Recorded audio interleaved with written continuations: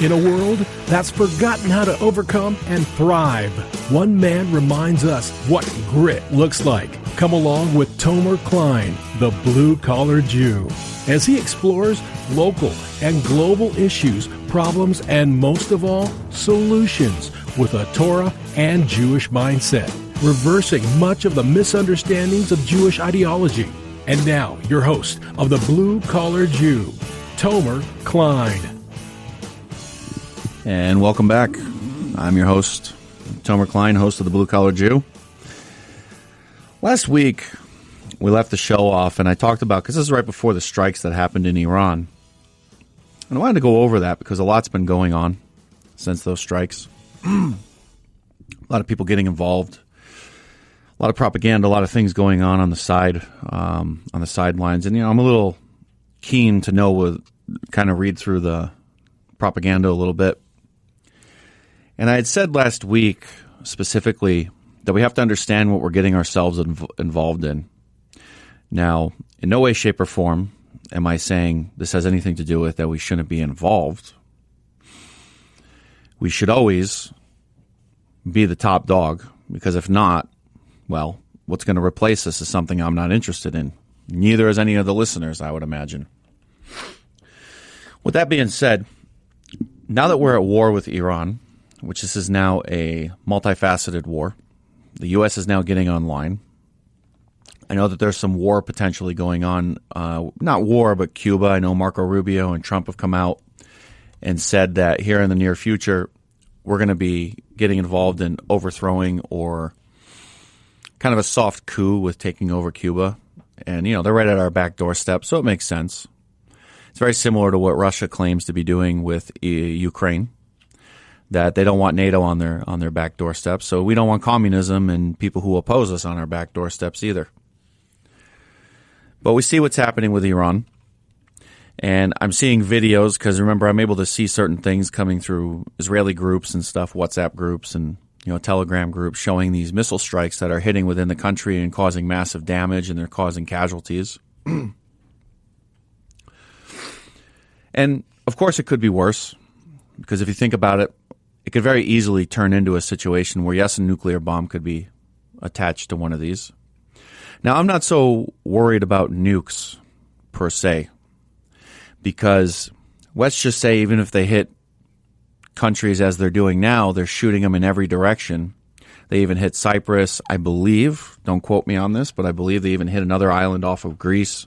They have capacity to hit mainland Europe, Germany, France, all their capital cities. And this could turn into a very, very dangerous scenario. Now, I see they also post on how we've taken out 84% of their capacities. That I don't believe. That is the part where I think, I don't want to say our arrogance, which could be our downfall for things like this. I'm a little worried about that, because the Iranians, it's not like the Iraq War. There's an intelligence to the Persian mind. And anybody who's listening who's Persian, you know what I'm talking about. There's a lot of metaphors. There's a lot of deep thinking in the Persian culture. They're much like, let's say, the Chinese, the Russians. They think about the future and where it is that their societies can be and where they're going. And they want to try and, they want to be able to try and, preserve it. Much like we should be thinking. So in order for us to be able to do any kind of real research on our enemy, we have to understand who our enemy is. And we know that Persia goes back many thousands of years, long before the modern construct of the word Iran. It was Persia up until 1935.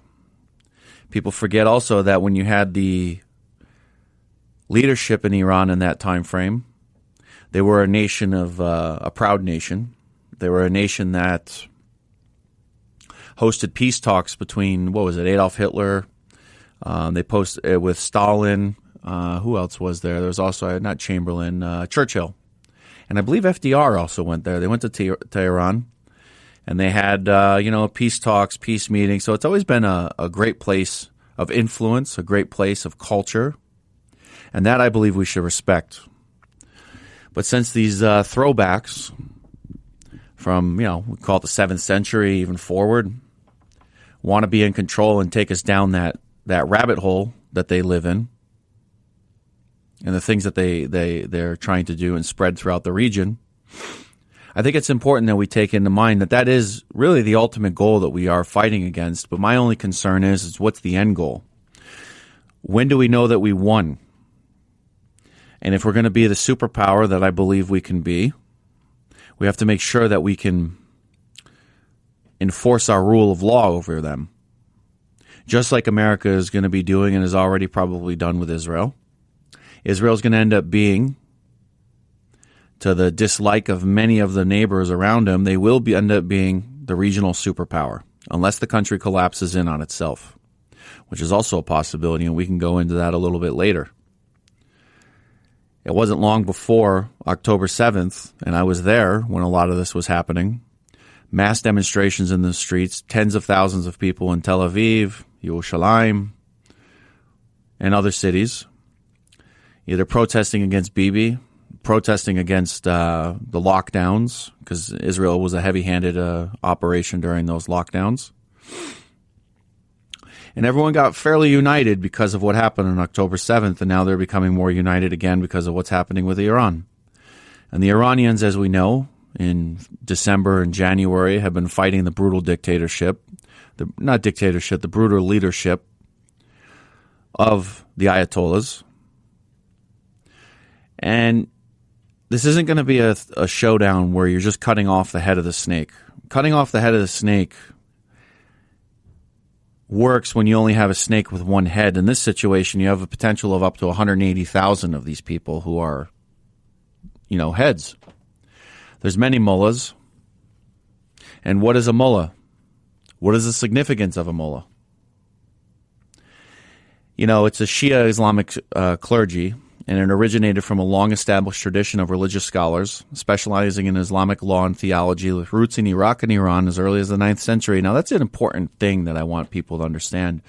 Iran and Iraq are, like we said, they're more modern constructs that were developed between World War I and World War II by outside forces, by the British, the French, European powers. So many of these mullahs that you see in these people in what is modern-day Iran, ethnically, they're actually more Arab. They're not really Persian. So they have these tribal identities that know no borders. We saw much of this when we were in Afghanistan, and really in Afghanistan, particularly in the regions along the Pakistani border. It's the same concept. These people that are in these areas, they don't identify with these borders. They don't identify as being Afghan or Pakistani. They identify as being Pashtun and other tribes from the area. But when it comes to what we have going on, much of the leadership in the Iranian government, it is a mix. It's unified under the flag of Islam, the sword of Islam, and they have an overall arching agenda that transcends borders. And we have seen this now for decades, even centuries. When you look at the times of the Crusades, what were the Crusades really about? It wasn't an offensive, it was a defensive.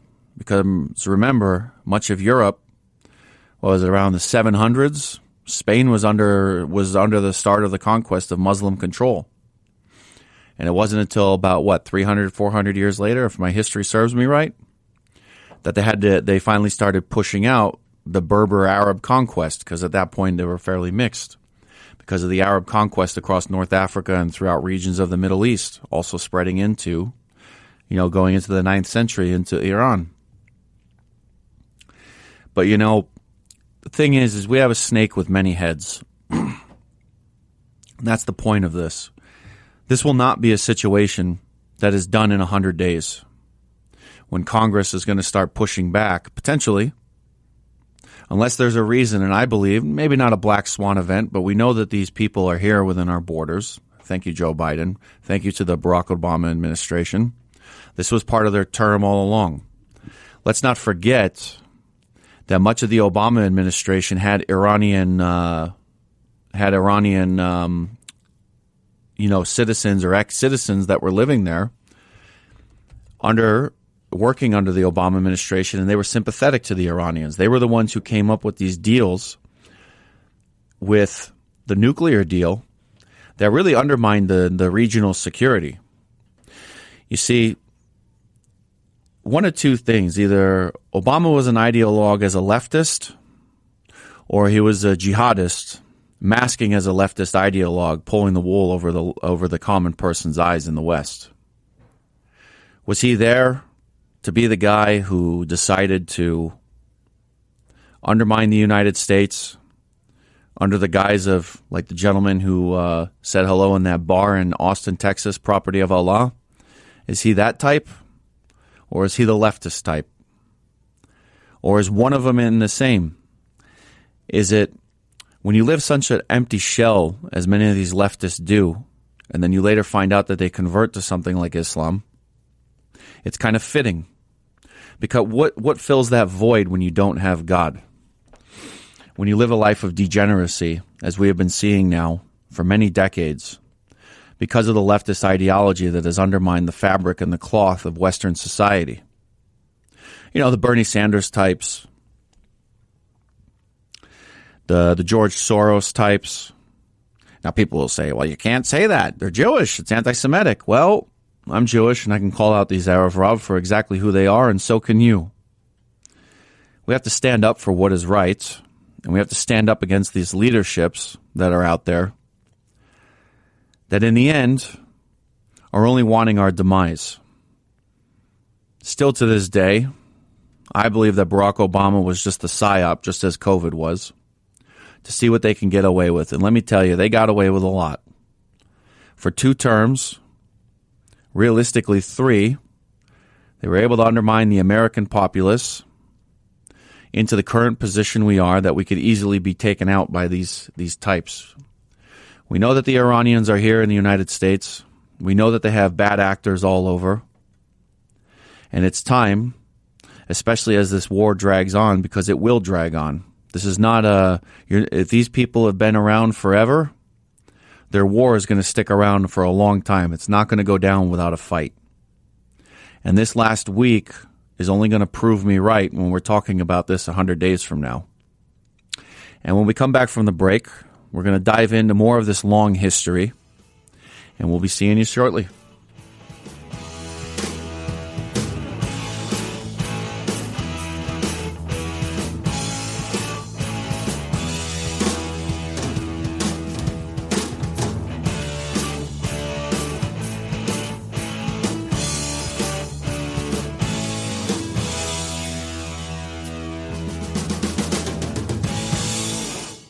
Choosing a new HVAC system is one of the biggest investments you'll make in your home, and it should last 15 years or more.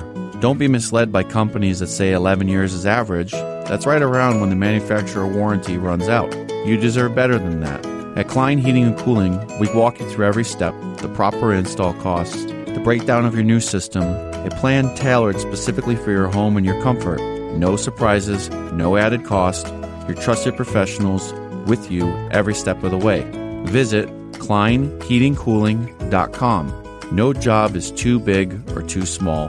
From routine service to a full new installation, call Klein Heating and Cooling today at 602-377-6520. That's 602-377-6520. Or visit us online at kleinheatingcooling.com. Klein Heating and Cooling, your comfort done right.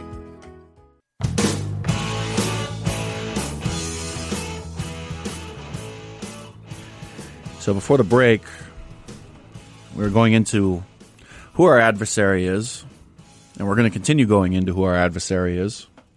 Our adversary is not a foolish adversary. This isn't a bunch of Bedouins out in the tent being conniving. We're dealing with an enemy that's calculated. Now, don't get me wrong, I think much of our leadership is also calculated, but I also think there's many of them who are foolish. What do I mean by that? Am I a traitor in the mists? Of course not. But you have to understand who it is that we're dealing with. And who we're dealing with long, long ago has placed itself into our everyday society. You know, there was a show that used to be on Showtime called Homeland, where they were able to take a soldier who was a prisoner of war They were able to convert him to Islam, send him back. He was a war hero, but he was turned. Question is, how many of these things may have happened when we were overseas? How many of these leftists that you see out in the streets screaming for a free Iran, but not the type of free Iran that we would think where the women can walk around with their heads uncovered just like they can and show off if they want purple hair to be like them? No, not that type of free Iran. They want to free from the West. Well, they got that for many years, and look what it got them. According to reports, over 30,000 dead just for protesting. Many tens of thousands more locked up into gulags, something that you would see right out of the Soviet Union. You know, and again, these types of people, I'll tell you, will go live with them. If you love them so much, go live with them. Go live under that fear. Go live under, there was also a movie about a woman. I can't remember what it was. I can't remember the actor. I think it was made back in the 90s where she was, type of these, liberal white American women who moved to Iran, had a husband, had a child. She tried leaving on her American passport. It was based on a true story. Some of you might know the movie I'm talking about, and they wouldn't let her leave. And what happened? I didn't end up finishing the whole movie, but that's to kind of tell you the type of, third world savagery that we're talking about. So for all you do-gooders out there, that's what you're inviting in our front door when you go out and you protest these things. Now, I'm not advocating for war, but there's a time and a place, and many of these things, I go on the fence with some of Trump's things because it's hard because, maybe a part of me doesn't want to realize that, all these things that me and my buddies talked about from the Army days, high school days, still to this day, that we prepared for or talked about, zombie apocalypse or whatever it is. We talked about these as guys do. We like to talk about a bunch of nonsense. Maybe it's just hard for us in our subconscious to know that it's actually here. Think about it. It's actually here, that there's never been a time. We have an aging system, aging infrastructure system. You've flooded the place with people who don't have the best interest of being an American ever. They hate us as a people. They want nothing but death and destruction on us. And we kind of want to have a normalcy bias. And that normalcy bias is what's going to end up probably getting us in a load of trouble. And that's probably why we're also here between leadership and others in society who feel a very, very big disconnect to the real world. Because we have built a society of great trust, for the most part. Now, I know there's certain neighborhoods and certain places that you can live in that you're not going to have that type of trust. But for the most part, we have a society of trust. We have rules that are written down. We have rules that are going to continue to be enforced. And that's the most important part of all this, rules that can be enforced. Now, with that being said, understanding our enemy, when you think about it, Iran goes back to about 550 BC, founded by Cyrus the Great. And, long before that, the human history has been, a lot of for thousands of years before. And has also first cited the first Iranian state under Medes. In the ancient beginnings, the Almoites established a major city of Susa around 3200 BC, but the first major Persian empire was founded in about 550. Later, it wasn't changed from Persia until the West rechanged it in 1935 when Shah Raza Pahlavi, who is, I think his grandson, the grandfather termed it Iran, but the grandson, who lives in L.A. right now, or I believe D.C., he's here in the United States, he wants to go back and take control. So it has a long, rich history, with many leaders of them who are not actually Persian. Only about 50% of the population is Persian. You have a lot of Turks, Uzbeks, some Pashtun, some Urdu, Iraqis, Arabs. It's a multicultural society. It's that part of the world, when you hear the left talk about that the Middle East belongs to the Arabs, the Arabs are only about 25 million people of Saudi Arabia, Yemen, actually maybe more when you throw in Yemen, because I think Yemen's about 11 million, 10 million, Oman. So you got 30, 40 million Arabs, but many of these cultures that are now modern-day Muslims, ethnically they're not Arab. It's a very foreign culture historically to them. That this whole region has been conquested by a warrior-type people who raped, conquered, and pillaged their way across these these swaths of land. And that's what I saw happening when I remember. I got a story for everybody. When I was in jump school at Fort Benning, I believe it was in 2011, I was talking with an E5.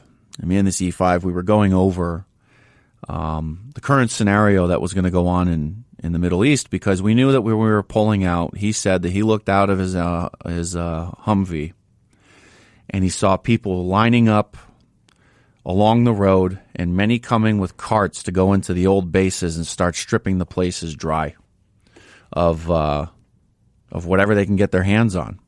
And how much weapons and things that we know of later on were just left behind that only later were used against our troops. They were used against our allies, as we know, with Israel, Jordan. Let's not forget, Jordan's also an ally. Yes, we prop them up, but it's strategic. Because if that whole region goes into chaos, as we know with right now, we're seeing a jump in gas prices. I think I've seen about a 40, 50 cent per gallon jump. This is what's going on here in the United States because of the Straits of Hormuz. This is the moral of what I'm talking about, is what is the strategy? In order for us to be able to avoid these jumps to the everyday person, we have to have a strategy so we can have like an eternal peace here in this world, or as much as we can. So back to jump school, I remember the E5 he had mentioned to me. What are we going to do? What do you think is going to happen? And I said Iran is going to fill that void, and they have for the better part of a decade and a half.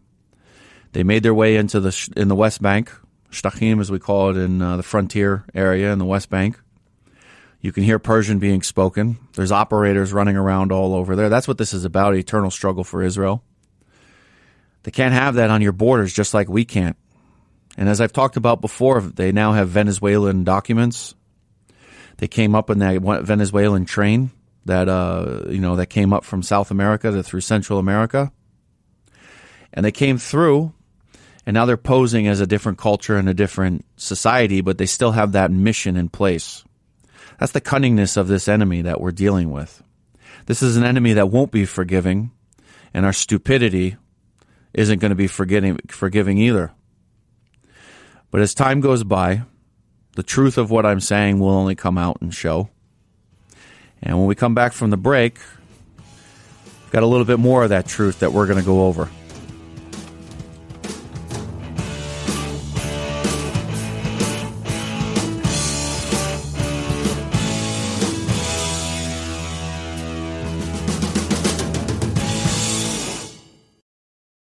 Choosing a new HVAC system is one of the biggest investments you'll make in your home, and it should last 15 years or more. Don't be misled by companies that say 11 years is average. That's right around when the manufacturer warranty runs out. You deserve better than that. At Klein Heating and Cooling, we walk you through every step, the proper install costs, the breakdown of your new system, a plan tailored specifically for your home and your comfort. No surprises, no added cost, your trusted professionals with you every step of the way. Visit kleinheatingcooling.com. No job is too big or too small. From routine service to a full new installation, call Klein Heating and Cooling today at 602-377-6520. That's 602-377-6520. Or visit us online at kleinheatingcooling.com. Klein Heating and Cooling, your comfort done right.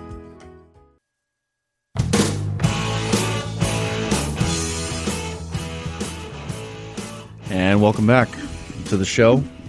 I'm your host, Tomer Klein, the Blue Collar Jew.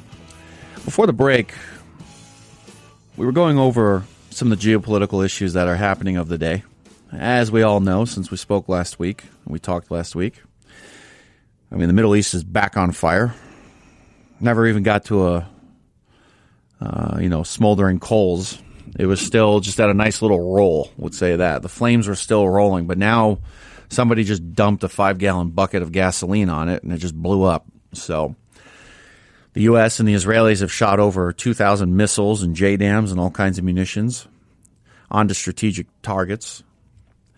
But on the sidelines, you know that Iran has many geopolitical friends. And who are some of those geopolitical friends? Russia, of course. Debatable if they're one of their largest suppliers, depending on what we're talking, if it's missiles and whatnot. But I think the Chinese also, they rival them as well. So they're all watching right now, especially after what happened in South America with Maduro, the Maduro capture, and the swift, decisive action that was taken then, and the weaponry systems that were used. I mean, we saw that they had what they call discombobulators, as who I like to listen to, Alex Jones, talked about, where people were bleeding from their eyes, their ears, throwing up profusely. You know, they kind of got a taste of some of the American capabilities. But at the same time, we're seeing a taste of the Iranian capabilities via Russia and China. Much of what the Russians and Chinese do is they take large portions of their budgets and they put it into the future. And they know that in order to get to that future, it's inevitable we're going to have war with China. That is around the corner. This we know. And, when I watch this and I see Iran, they're able to strike all over the Middle East. Many people are getting it confused that the Iranians are on their last leg and that's why they're doing these things. I kind of beg to differ. I think the Iranians are trying to show that nowhere is safe. Look at how many cities and countries across the Middle East now, flights are grounded, nobody's able to leave.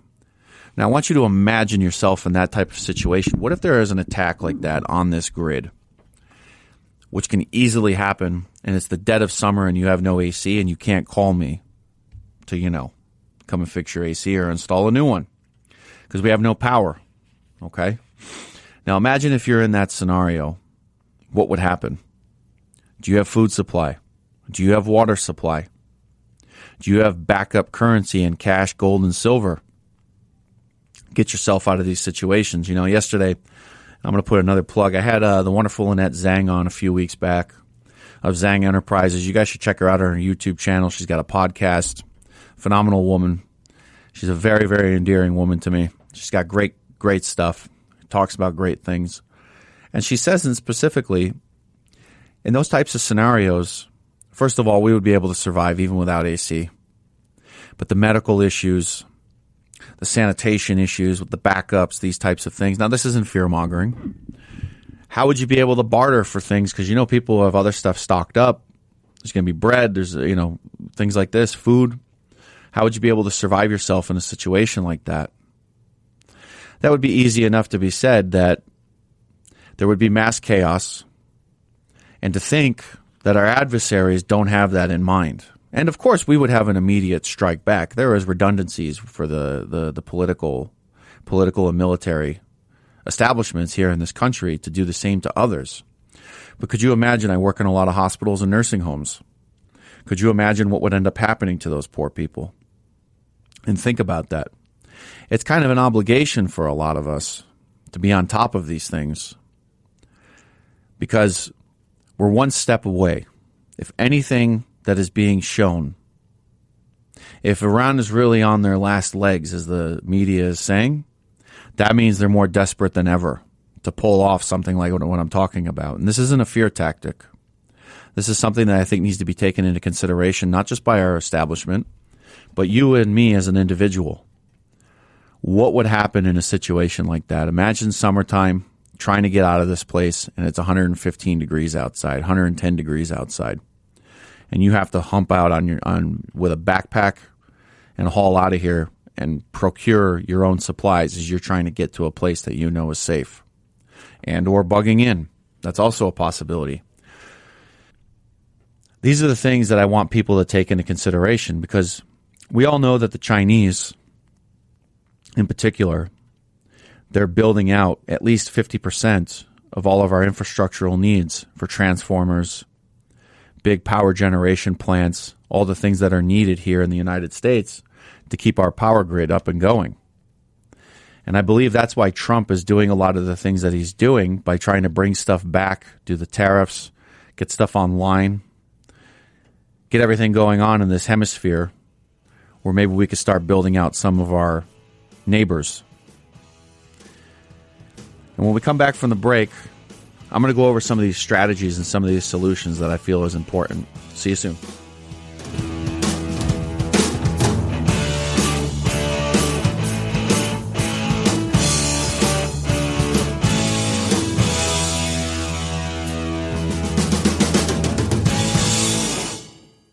Choosing a new HVAC system is one of the biggest investments you'll make in your home, and it should last 15 years or more. Don't be misled by companies that say 11 years is average. That's right around when the manufacturer warranty runs out. You deserve better than that. At Klein Heating and Cooling, we walk you through every step, the proper install costs, the breakdown of your new system, a plan tailored specifically for your home and your comfort. No surprises, no added cost. Your trusted professionals with you every step of the way. Visit kleinheatingcooling.com. No job is too big or too small. From routine service to a full new installation, call Klein Heating and Cooling today at 602-377-6520. That's 602-377-6520. Or visit us online at kleinheatingcooling.com. Klein Heating and Cooling, your comfort done right.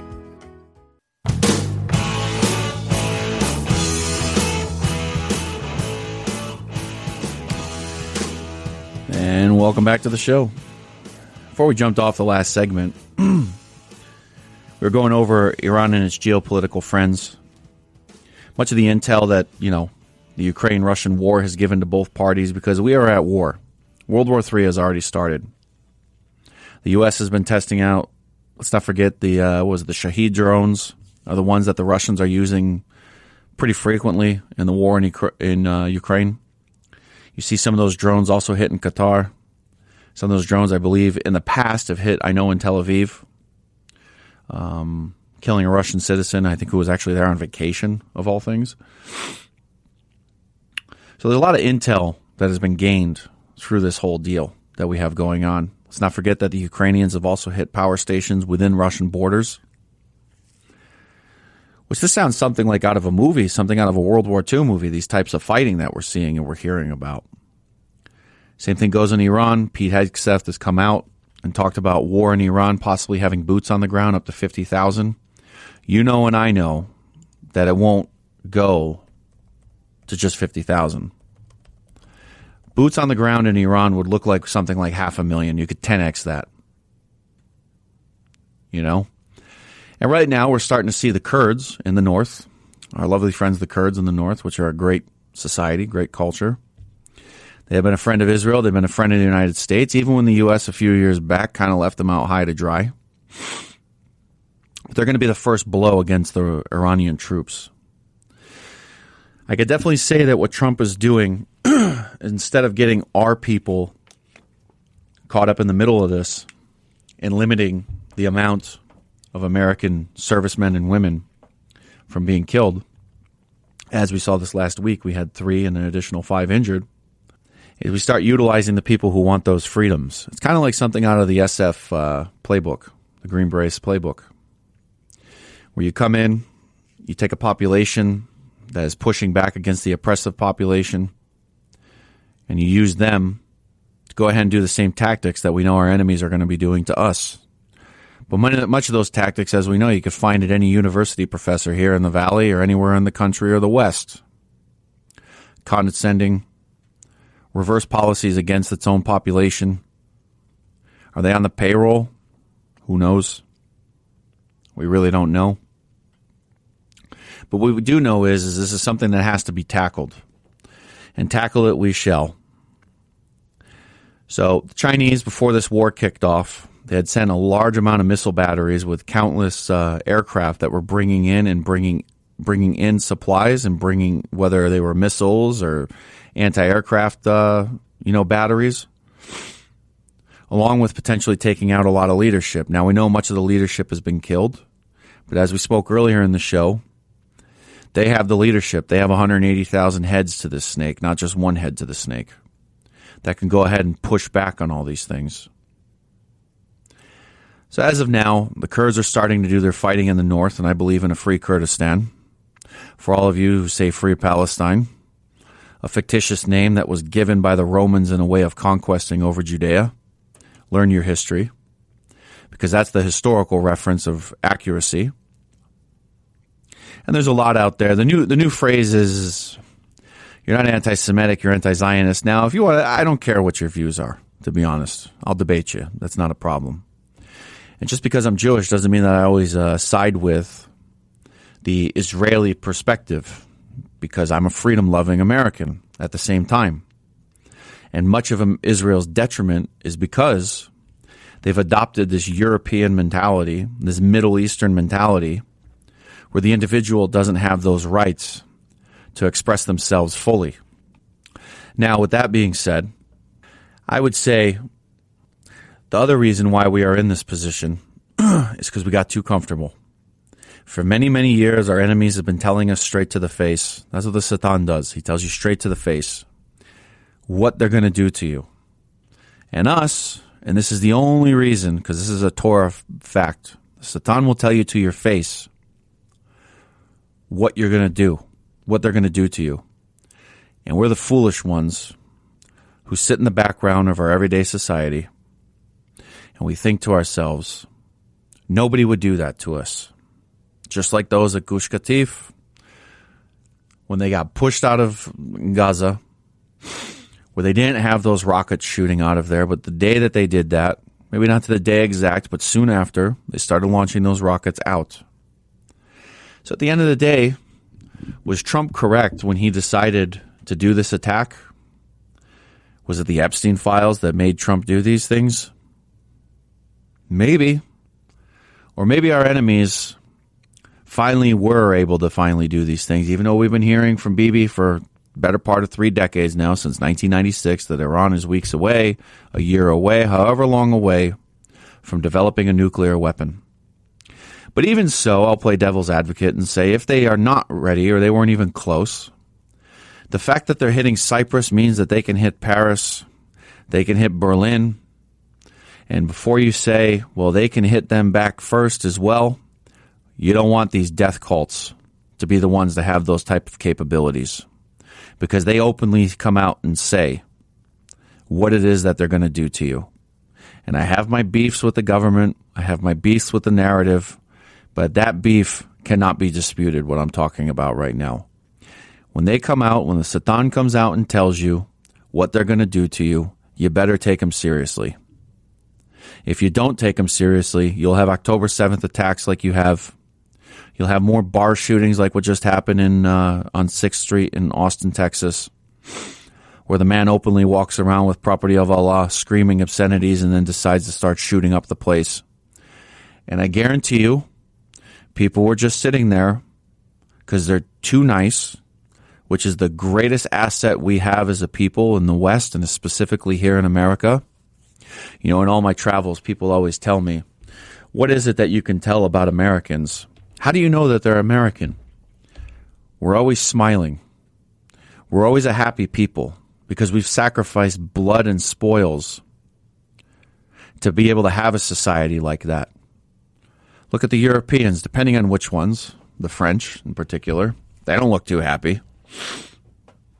No, they don't look happy at all. The fact that they can't retire at 60 years old or 55 years old, wouldn't that make you an unhappy person? Me, I'm the opposite. If I had to retire at 55 and sit around all day and collect a government check, I'd be a pretty miserable person. That almost makes me want to jump off the roof I'm on right now, at the building I'm on right now. That is what we've developed here in the West. We've developed a society that was so trusting that you can be idiots like the neighbors to the north in Canada and flood your country with people openly calling for your death, destruction, and Sharia law in your streets, all because you want cheaper labor, all because you believe that it's the jobs that Americans or Canadians won't want to do. I can tell you, while I'm on a hot roof, swinging a hammer, ripping up old ductwork, laying in new units, putting in new ductwork, whatever it may be, and people will tell me, well, you're the owner, you shouldn't have to do that. That's that foolishness that only a person can develop when you're living in a country that's as great as here. We are losing it, though, by the way. We are losing it. The question I have is what happens after Trump is gone if we don't get another Pete Hegseth type, Marco Rubio type. I'm 50-50 on J.D. Vance. But I think Marco Rubio is going to be a great president if they can get him in the White House, because he's really proven himself lately. He's not a war hawk, but he's a hawk. When he senses that there's a threat, he takes it out. When he senses that there's a meal, he sustains himself, but he doesn't do too much. This balance in power has been going on much because of Barack Obama and his cronies that are there. And who was it? Was it Valerie Jarrett? I think I was talking about that earlier. Valerie Jarrett. I think she's Iranian born. While we're talking about that, let's jump into her profile. I think it was Valerie Jarrett. She's Iranian born. And she was the one. There was somebody in the Obama administration that really had some very skeptical or suspicious things that she was up to. Where you got to have these moles in this country. Only a country like this could you vote somebody in who doesn't believe in the nation, even if it is propaganda, doesn't believe in the exceptionalism of the country. Why would you want to be president of a country that's not Why would you not want to be part of a country that's exceptional? Why would you not want to be part of that? If you didn't believe that it's exceptional, why would you want to be here? So the whole thing tells us that we have been undermined for the better part of 2 decades almost, come 2028. And my biggest concern is when these policies that were enacted under Trump are going to be weaponized against the United States civilians. As we're starting to see, I had that tongue twister there for a second because when I was trying to look up what was going on and who this person was, all of a sudden, mysteriously, the whatchamacallit, yep, she was born in Shiraz. They didn't want it to come up.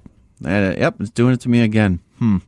Real funny. So if you look it up, she was born in Shiraz, and if you look at her policy, she's been in the Obama administration even afterwards, writing much of the thought process.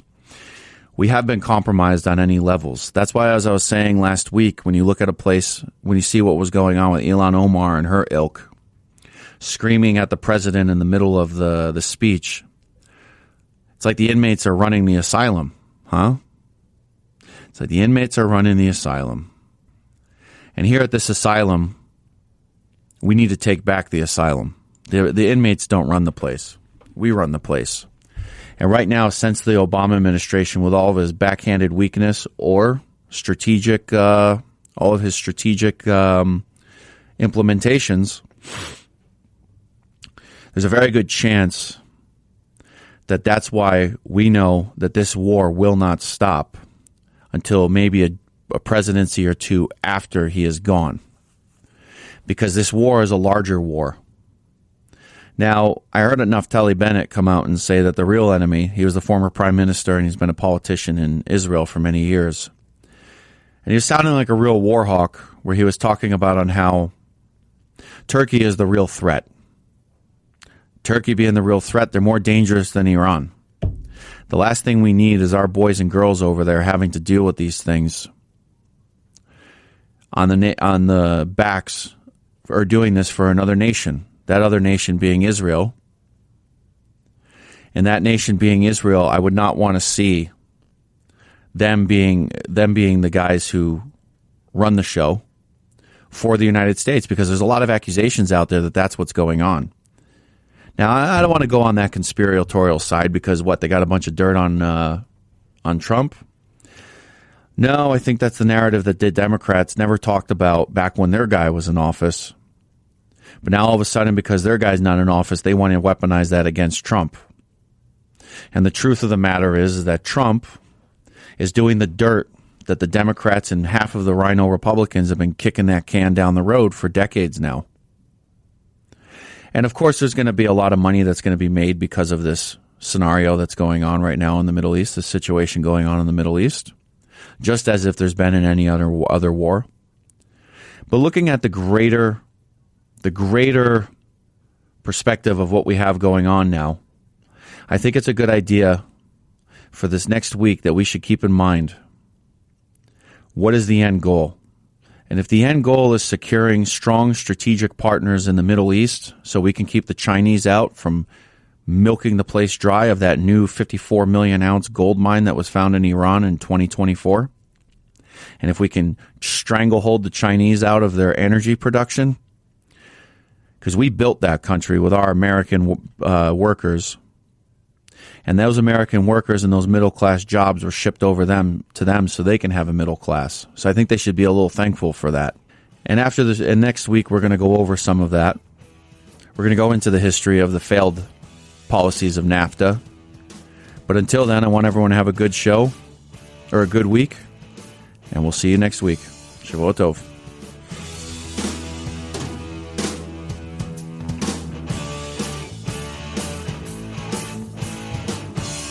Thanks for tuning in for The Blue Collar Jew, sponsored by Klein Heating and Cooling. Be sure to join us next week as Tomer Klein tackles the pressing issues of today. Tune in Sundays at 5 p.m. right here on 960 The Patriot. Hi, this is Jan from Toyota. You're currently listening to my new meditation guide called Meditating with Jan from Toyota. Take a moment to find a comfortable position. Now soften your focus and visualize yourself off-roading in a rugged new Tacoma. Now, take a deep breath in. Not too deep because that's patchouli you're smelling, and imagine taking a Corolla Cross to a music festival. Next, picture a bright light ahead. You're hitting the town in a sleek new Camry.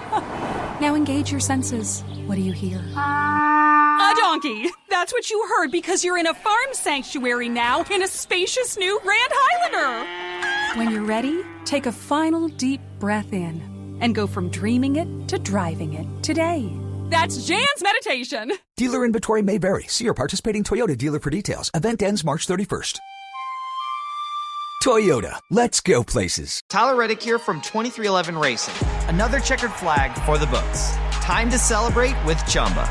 Jump in at ChumbaCasino.com. Let's Chumba. No purchase necessary. VGW Group. Void where prohibited by law. See T&Cs. 21+. Sponsored by Chumba Casino.